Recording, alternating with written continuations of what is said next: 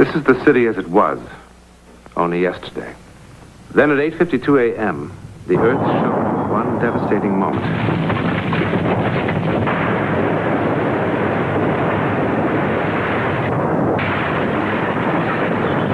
Now, this is the city. A graveyard without limits.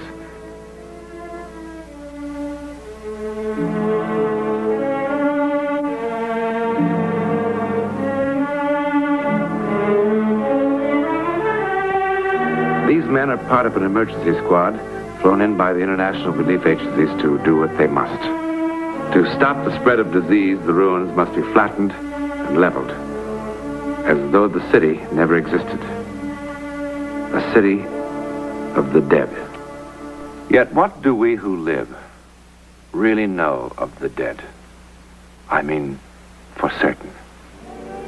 Well, we have one scientifically positive way of knowing who they were. For a long time, science has known, beyond any question of doubt, that no two sets of fingerprints can be alike. But experts who will examine these prints will say they are identical. But they can't be. They can't possibly be.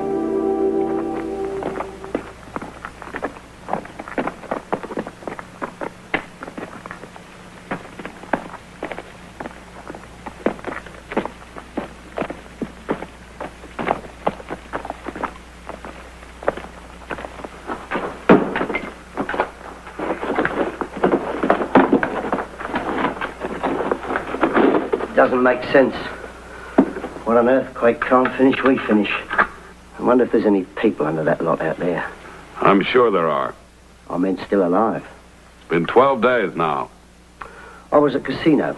I mean to say I've seen a real beat-up place, but bombs and guns can't touch this lot here. 1 minute you got a city of 50,000 people minding their own business, and the next minute, wallop. Stand clear! You're a talker, you know that? Why should we add an insult to injury? Because in 4 hours the bulldozers move in and we gotta get it neat and tidy for them. Okay? Okay. Is that or the plague?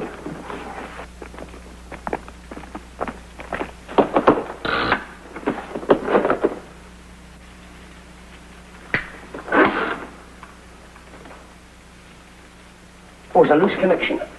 This time it'll go boom. Did you hear something? Now what?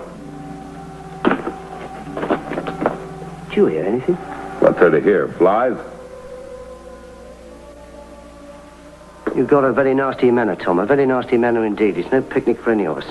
I tell you, I did hear something. I don't know what it was, but it was something. Like what? Well, like something. It came from out there. You better get back to camp and lie down for a few hours.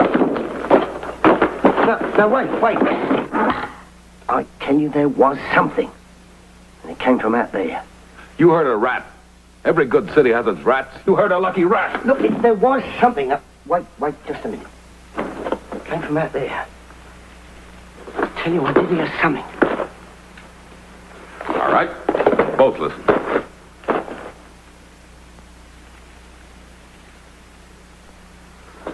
Nothing. Nothing.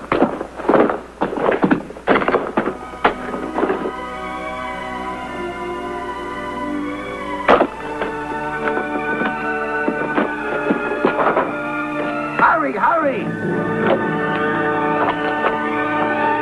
It's over here. This way. Hadley, come on. Hey, one of you guys, bring a ladder.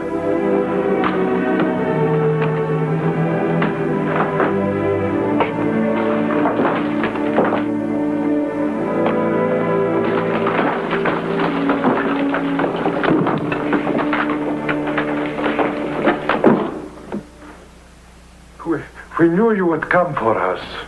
I knew there was something. I heard him calling. Oh, no, sir. He told us we mustn't. The vibration of our voices would cause everything to fall upon us, so he said. Watch yourself, Tom. Careful, that's right. We knew you would come for us. I knew there was something. I heard him calling. Oh, no, sir. He told us we mustn't. The vibration of our voices would cause everything to fall upon us, so he said. Watch yourself, Tom. Careful, that's right. Oh, thank you. We were told this would happen. Who by? By him. He is dead now. He died when you started digging for us. Come on, let's get out of here, Pat. Come on, kids, quick. This place is going to cave in a second now. I will get her. He kept us alive. She's saying goodbye to him. Come down. Up you come. Now, there, darling. Come on, my love. Watch it now. One of your teachers? No, we never saw him before. I think he was an American. Careful now. Careful. When the earthquake started, he must have been passing in the street and then rushing here for protection. I cannot begin to tell you what he did for us. There was no food or water, of course. Our cries could not be heard. But he would not let us die. He joked. He was tender. He forced us to live. And all the time he was dying. Hey, come on! I'm coming. Come on, Father. Watch your head there. Don't worry now, I've got you. I'm a big man, huh? Give me a hand, Father. That's it. Come on now. Use your hand. All right. There's a guy down here dead. An American.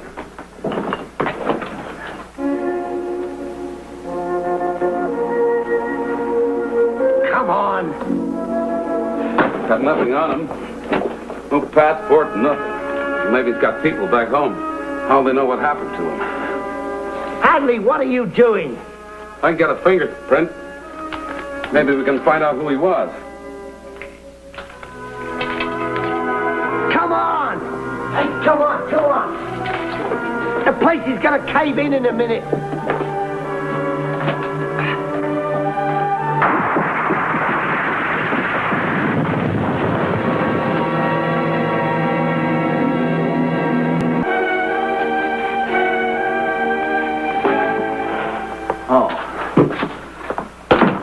Sorry to have kept you waiting so long, Mr. Hadley.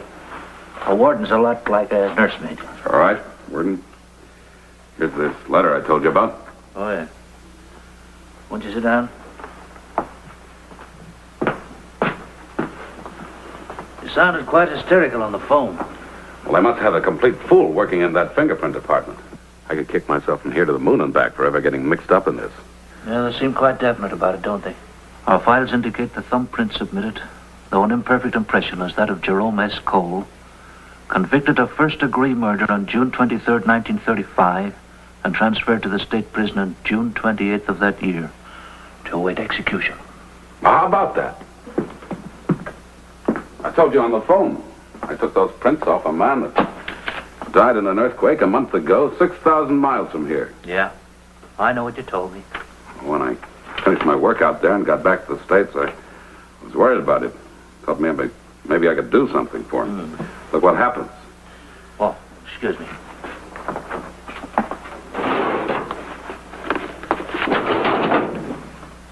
Is this the man? Yeah. But it can't be. Unless this Cole has a twin brother. He didn't have. Someone that looks just like him then. The same fingerprints? But how in the world could he... I don't know. I can tell you what I do know. He was scheduled to die on September the 21st, 1937, for brutally killing a man during a robbery. Cole had been scheduled to die 5 other times before, but each time the governor or the courts gave him a stay. Now he had less than 12 hours to live. He was a smart, tough little man. Tommy, do you, in your opinion, do you think that Cole should be granted a reprieve? I think he should have a reprieve. He's had full reprieve. I think he ought to be fired. Isn't that something, huh? I mean, All those people in front of the prison? for a crime that he did. The guy interviewing them says there's thousands. A few hundred. Heck, I don't think anybody should have. Yeah, well, these guys always exaggerate, don't they? I think he's suffered enough. I think he Carrying all kinds of signs, huh? Oh, yeah. Save the noble Mr. Cole. He must be reprieved. Look, who said I was noble? I've done 100 rotten things. Man can have a change of heart, can he? Yeah.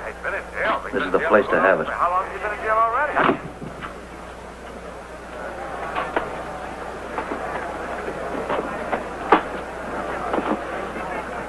gonna miss the old warden. There's a man from the Aid of the Blind Association in my office. He needs your signature of these forms. Sure.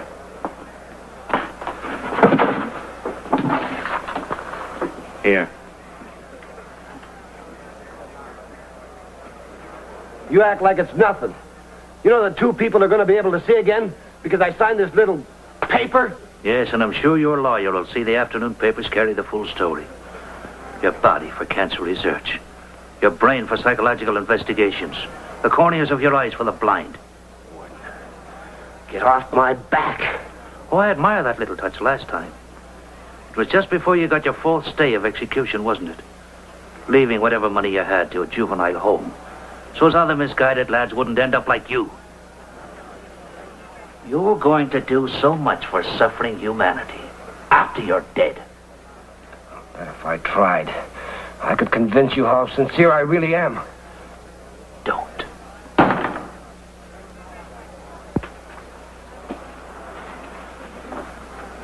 I won't. Because you couldn't keep me alive for 3 minutes past 10 o'clock. But the governor can. And he's elected by the people. Like those people outside, for instance? For instance, you know that a 17-year-old girl is going to get one of my eyes? A poor blind kid? Look, Warden, Sam has shaved my head so many times my scalp's sore. Can he wait? For what? I've still got plenty of time. Well, the radio says there's 2 lawyers with the governor right this minute. Petitions with 20,000 signatures. A guy in Copenhagen even offered to take my place. Cut his hair. Sir, your office on the phone. Governor's secretary wants to talk to you. We'll take it on that extension.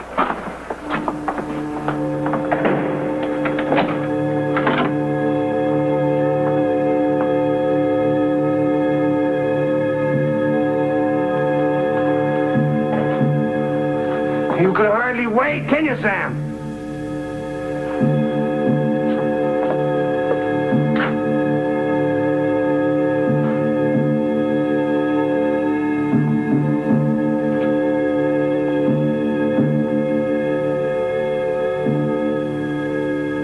Your sentence is commuted to life imprisonment.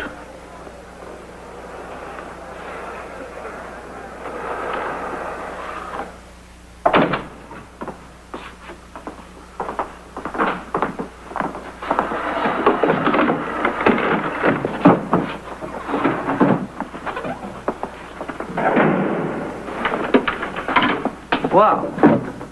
Setting up permanent residence? Be it ever so humble. Now you've been getting bags of mail. Oh, they'll forget all about me now. Excuse me.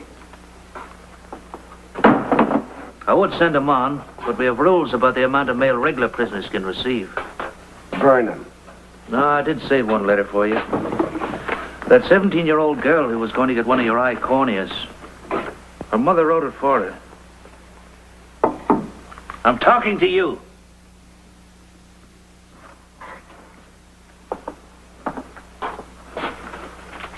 Dear Mr. Cole, my mother is writing this letter for me.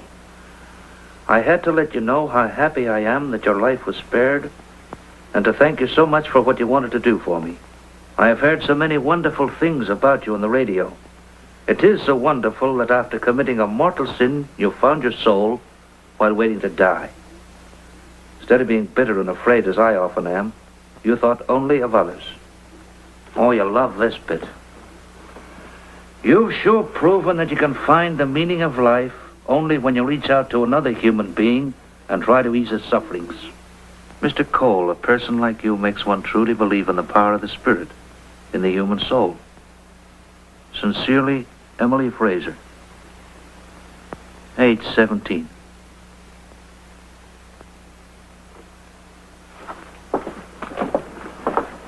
If you'd like to reply, I'll give you permission. It's all yours, Warden. Oh, no. It's all yours, Mr. Cole.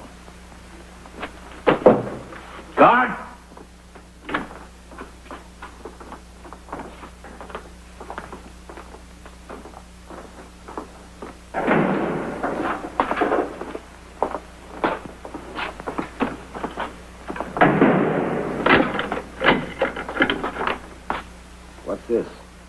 Warden says it's yours. He said you probably wouldn't have the guts to look at it. He did, huh? He's got me all figured out, hasn't he? Well, you tell him I like it. Tell him it goes well with the furnishings.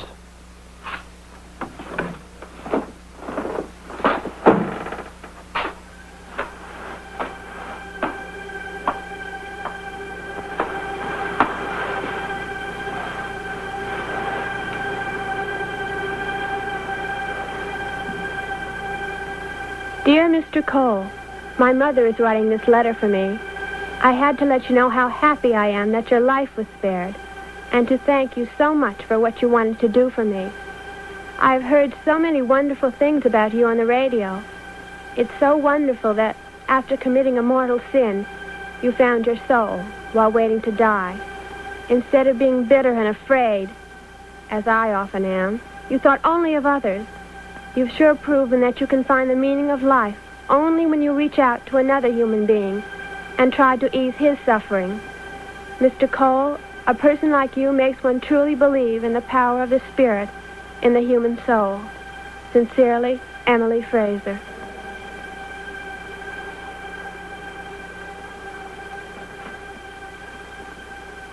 Thank you so much for what you wanted to do for me. Thank you so much for what you wanted to do for me. Dear Mr. Cole, dear Mr. Cole, dear Mr. Cole. Mr. Cole, a person like you makes one truly believe. A person like you makes one truly believe. A person like you makes one truly believe. Truly believe.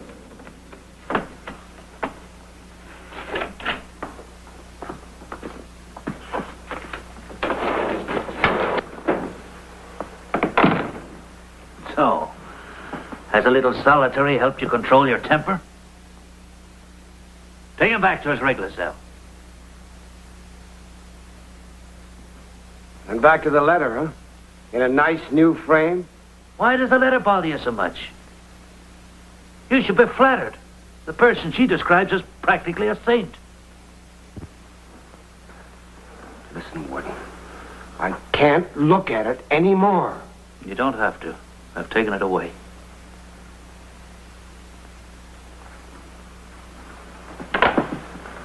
Cole, I'm trying to make it easier for you.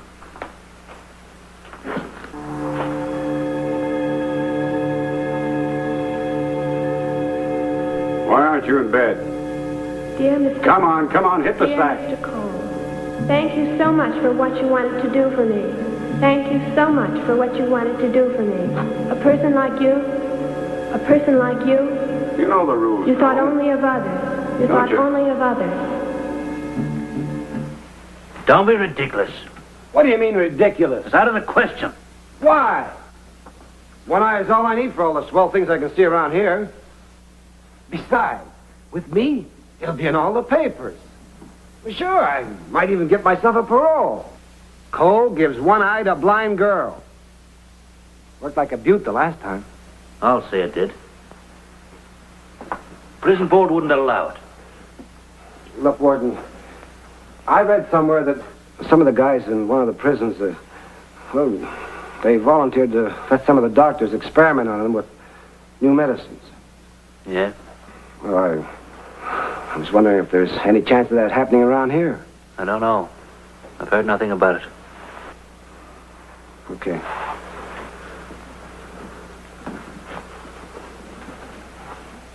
Cole.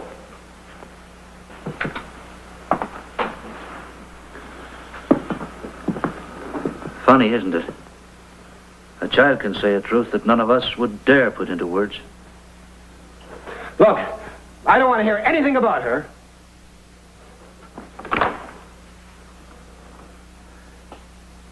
I don't care what happens to her.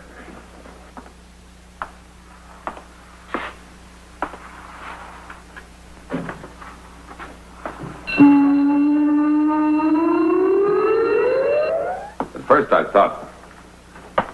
when I got that letter from the fingerprint people, I can't even tell you what I thought. Like I was involved with a ghost or something. Well, I guess there's a logical explanation for everything. 2 and 2 still makes 4. Well, I won't take up any more of your time, Warden. I'd like to thank you. Well, You're not the first person to have seen Cole. 12 years ago, I received a letter from an ex-convict who swore he saw Cole helping fight a tenement fire in a slum just outside Rome. 4 years ago, a news magazine carried a little item about a stranger who appeared in a village in the mountains of central Mexico. Cholera had broken out. The way this man helped, well, the villagers, they just made him a god. Then in the midst of it all, he vanished. The description of him: thick set, short black hair, about 35. But the most peculiar thing about him were his eyes, light blue, with an odd kind of stare. Warden, that could have been almost anybody. Oh, no. It was he. And I just wonder how many other places he has appeared as a stranger. What do you mean? That's why I asked you to fly up here. Cole has been on my mind for a long time. Even if it's not for publication, I guess you're not sorry he escaped. Did I say he escaped?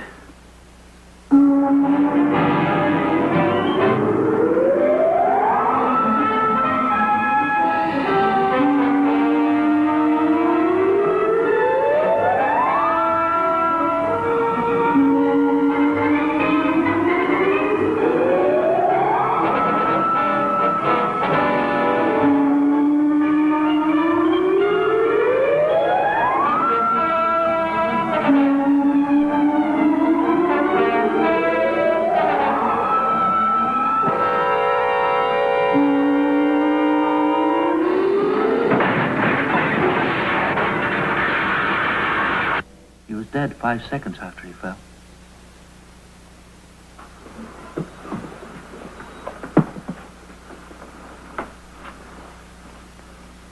How could he have died then?